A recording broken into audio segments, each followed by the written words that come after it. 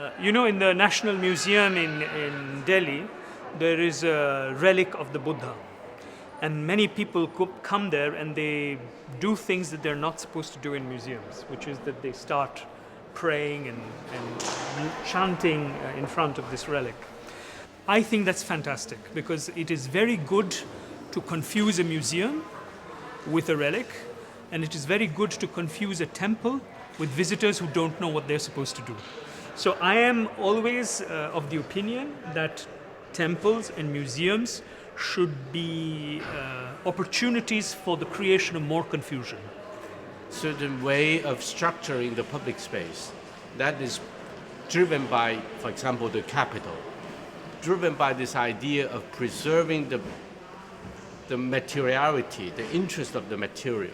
Typically in museums, well, we are completely tightened up by the value of the objects, the value of insurance, the risk of the destruction of the objects and so on.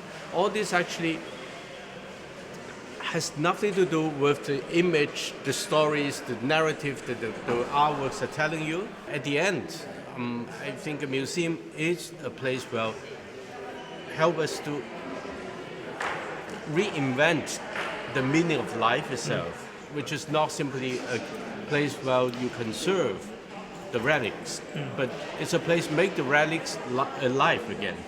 I was wandering around here in the MAXXI, in this temple of Zaha Hadid, and I'm thinking about what this enormous structure will be 400 years from now. I mean, when everything about what we understand to be a museum will change. But because there is so much cement and steel here, this is going to last. But people will look at it very differently in that time. And they will enter this as a time machine again.